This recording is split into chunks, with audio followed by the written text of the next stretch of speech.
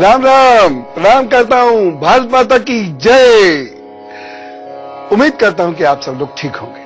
आज बड़ी महत्वपूर्ण बातचीत मैं आपसे कर रहा हूं जो आपकी जिंदगी सुधारने के लिए बड़ी आवश्यक है। हमारे बुजुर्गों को ऐसी बहुत सारी घरेलू चीजें मालूम होती थी जो हमें चुस्त भी रखती थी, तनाव मुक्त रखती थी, दुरुस्त भी रखती थी। हम आज कुछ ऐसी छोटी छोटी चीजों की बात करेंगे जो हमारे इलाज के लिए बड़े काम की है। आज बात करेंगे आपकी, क्योंकि आप स्वस्थ रहेंगे तो भारत स्वस्थ रहेगा। तो हम आज कुछ ऐसी छोटी छोटी चीजों की बात करेंगे जो हमारे इलाज के लिए बड़े काम की है। आज बात करेंगे आपकी, क्योंकि आप स्वस्थ रहेंगे तो भारत स्वस्थ रहेगा। तो कुछ छोटे छोटे परंतु बड़े कारगर उपाय जो बेहद आसान है, घर पर उन्हें इस्तेमाल भी आप आसानी से कर सकते हैं और उनसे लाभ जरूर होगा। और आप बताइएगा आपको लाभ हुआ कि नहीं हुआ। भारत का यह ज्ञान घर घर में फैलना चाहिए, रोग मुक्ति होने लगेगी। कुछ लोगों को आंखों की समस्या होती है, आंखों में दर्द रहने लगता है, आंखों में पानी आना शुरू होता है। वैसे भी आजकल मोबाइल, आईपैड, टेलीविजन, बहुत सारी चीजें हैं ना आजकल, आंखों को खराब करने के पूरे जुगाड़ है समाज में। तो आंखों को परेशानी होनी बहुत लाजमी है और बहुत कम उम्र के बच्चों से ये चीज शुरू हो रही है। तो ऐसे लोगों को हमेशा आंख को इस प्रकार धोना चाहिए। जरा देखिए और कितना आसान है। और खास तौर से वो लोग जिनका ब्लड प्रेशर बहुत हाई रहता है या जिन लोगों को तनाव बहुत ज्यादा रहता है और उनकी आंखें अचानक भागने सी लगती हैं, सब गड़बड़ दिखाई देता है, चाहे एक सेकंड के आधे हिस्से में ही हो ऐसा, लेकिन ऐसा होता है, उन लोगों को करना चाहिए। जिनको नसों की समस्या है उन लोगों को भी ऐसा करना चाहिए। कैसा? मुंह में पानी भर लो,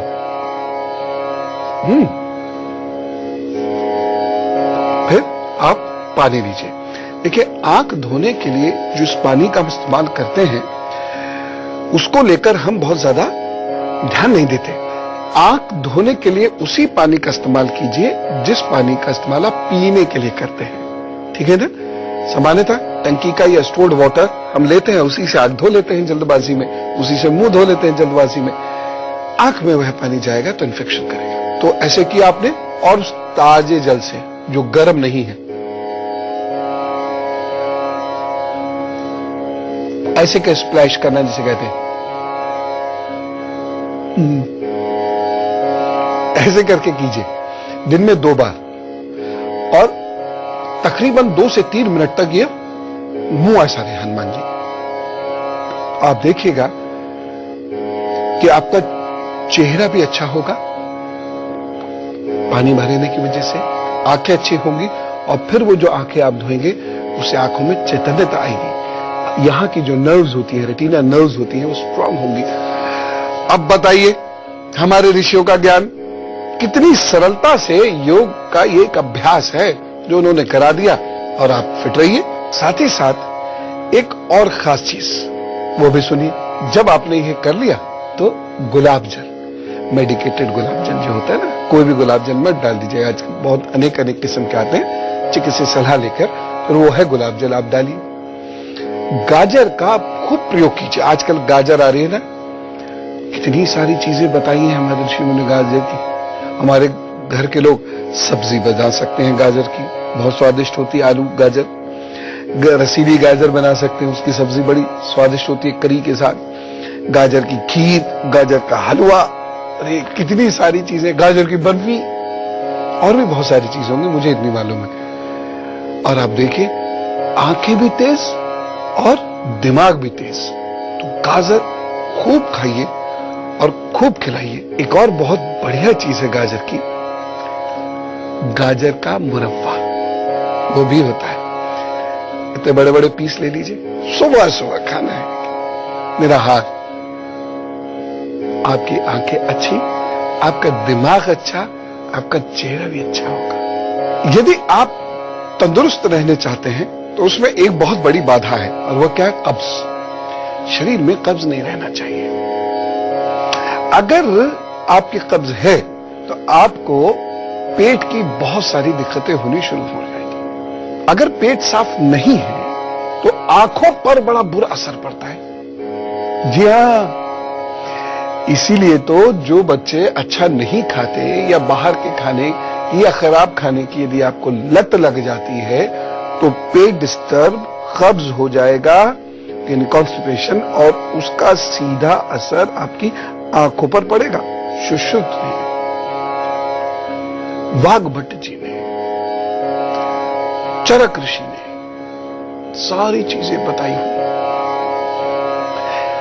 एक बड़ा गजब का नुस्खा है और कितना सरल है। मैं तो आपको घरेलू चीजें बता रहा हूं, इसको आप चिकित्सीय सलाह लेकर मानिएगा, इसको चिकित्सीय सलाह लेकर इसका इस्तेमाल कीजिएगा। सिद्धांत बता रहा हूं मैं बस। सुबह की ओस होती है ना, शबनम,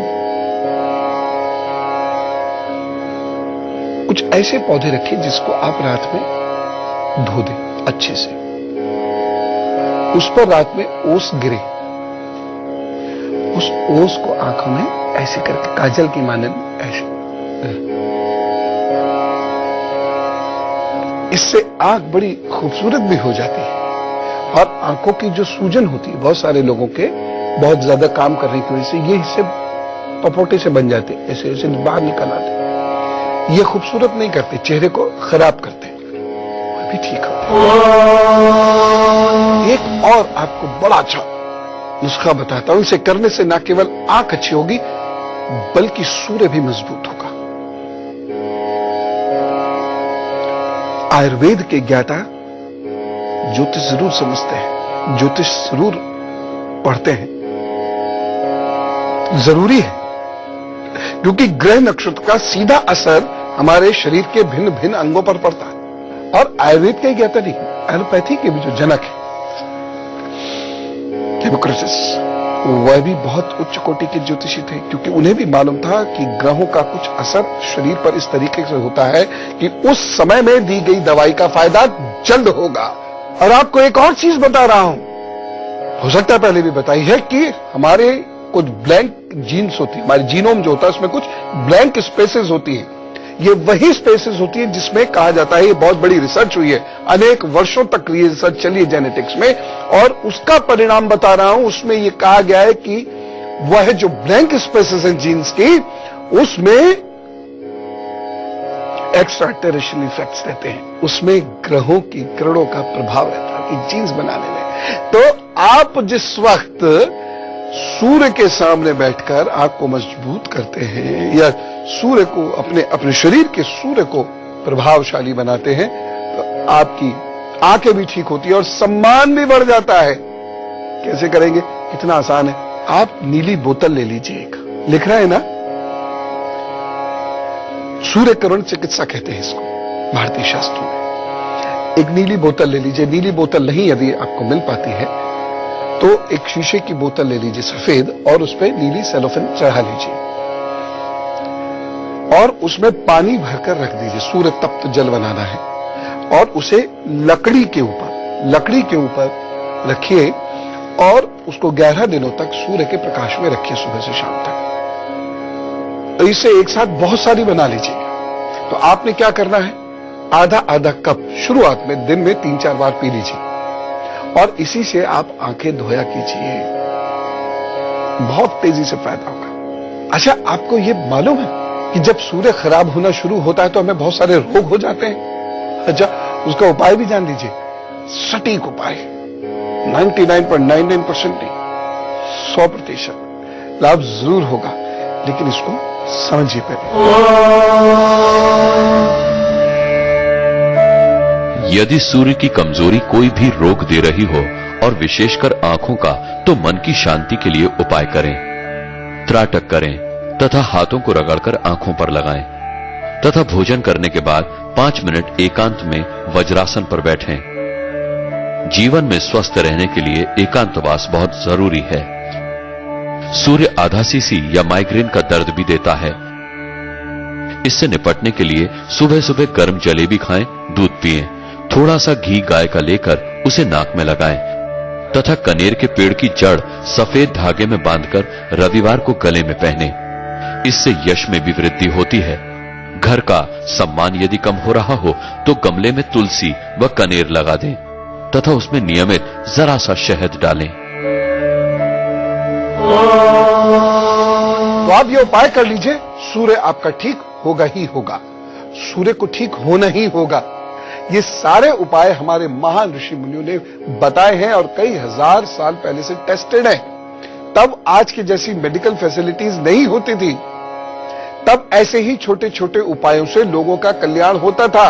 दादी मां भी तो कई नुस्खे बताती थी, वो एकदम सटीक होते थे, बीमारी जल्द से जल्द ठीक होती चली जाती थी। एक खास बात बताता हूं आपको, चंद्रमा की एक बात बताता हूं। चंद्रमा की मानसिक समस्याएं देने की आदत होती है, यदि वह खराब है तो। अच्छा है तो मानसिक रूप से बड़ा मजबूत होता है, खराब तो बेहद कमजोर। यदि चंद्रमा अच्छा नहीं है तो ऐसे व्यक्ति के पास 100 खुशियां होने के बावजूद वह व्यक्ति खुश कभी नहीं रहेगा। यदि चंद्रमा खराब है तो नाना प्रकार की व्यवहारिक समस्याएं होंगी, मानसिक असंतुलन, बिहेवियरल डिसऑर्डर्स उसको कहते हैं, वो होंगे।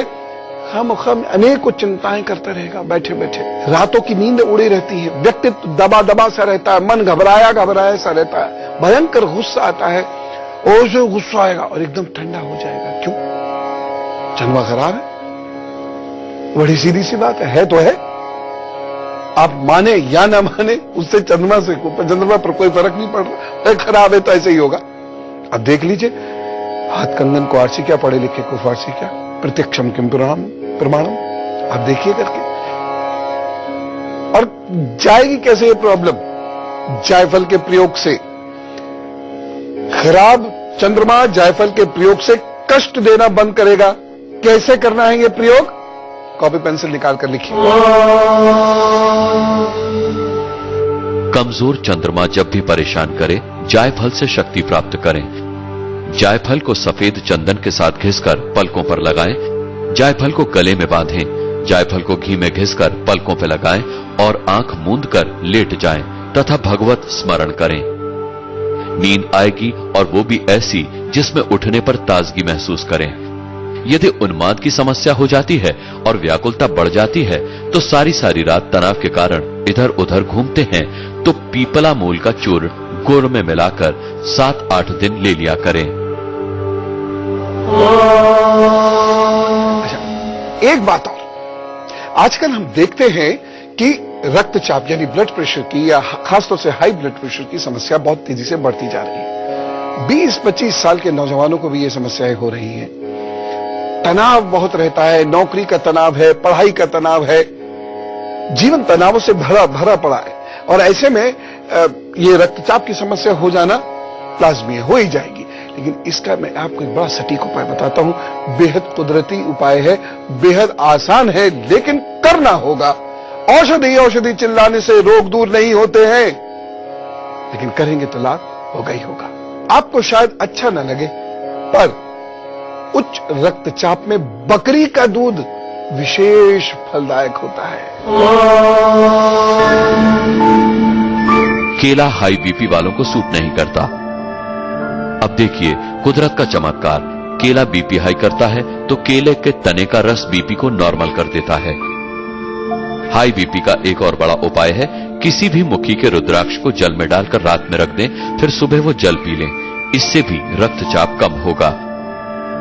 वैसे जब रक्तचाप बढ़ता है तो क्रोध बढ़ता है और क्रोध में व्यक्ति चीखता भी है, उससे गला भी बैठ जाता है। जब ऐसा हो तो 1 ग्राम कचूर का टुकड़ा चूसें, गला ठीक होने लगेगा।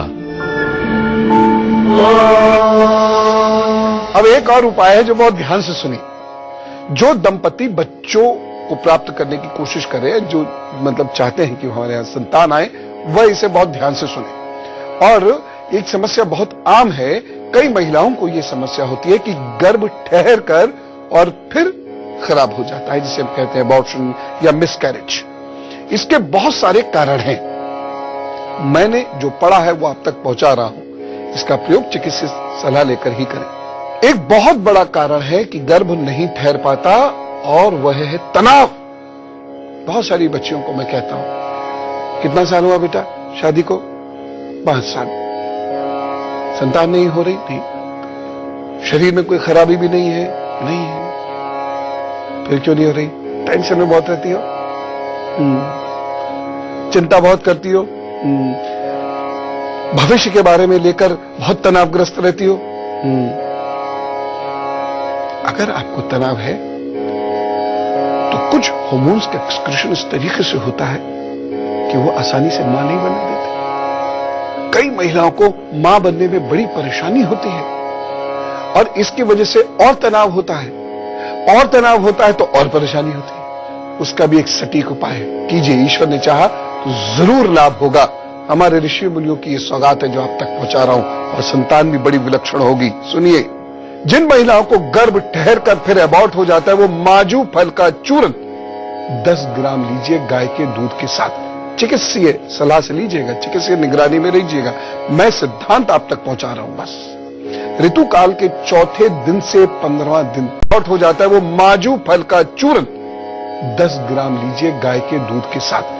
चिकित्सीय सलाह से लीजिएगा, चिकित्सीय निगरानी में रहिएगा। मैं सिद्धांत आप तक पहुंचा रहा हूं बस। ऋतु काल के चौथे दिन से 15वां दिन तक इसे लगातार लीजिए, प्रभु ने चाहा आप फायदा होगा।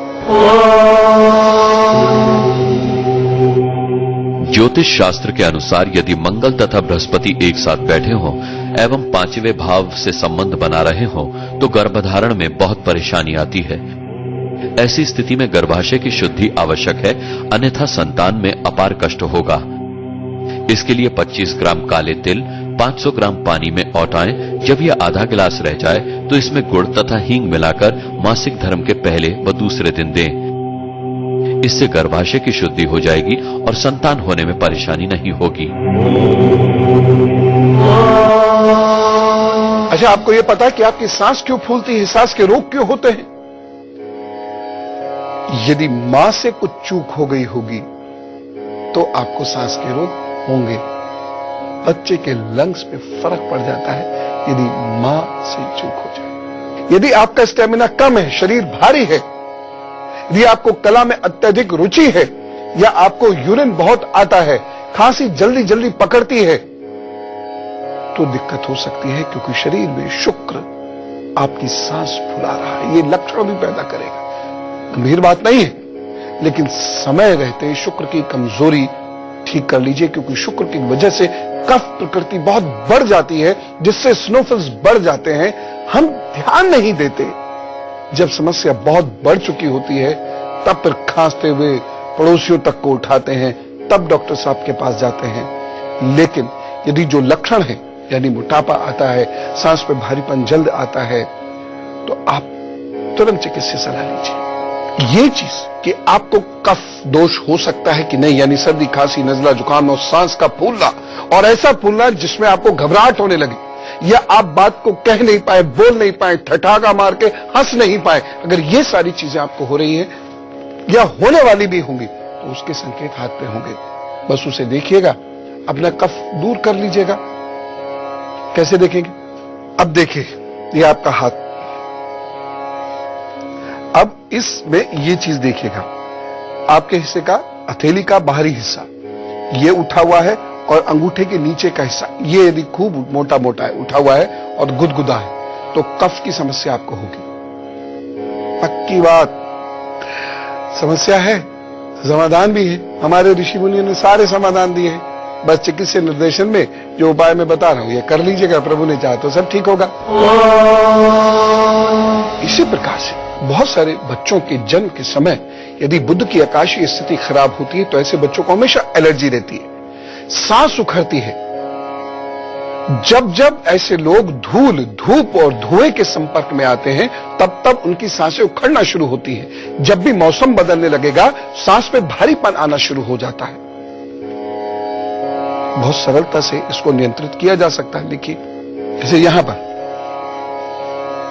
इस तरीके से ये रेखाएं किसी के भी हैं, इस तरीके से यहां पर ये रेखाएं हैं, और साथ ही साथ ये भी मोटा है, ये भी मोटा है, और हाथ आपका, हथेली छोटी है, और उंगलियां जो हैं वो हथेली के मुकाबले और छोटी हैं। तो ऐसे लोगों को एलर्जी बहुत जल्द पकड़ती है। ऐसे बच्चे जैसे ही मौसम बदलना शुरू होता है, खांसना शुरू कर देते हैं। जैसे ही मौसम बदलना शुरू होता है, उनकी सांस फूलने लगती है। जब ज्यादा दुख में या क्रोध में होते हैं तो सांस फूलने लगती है।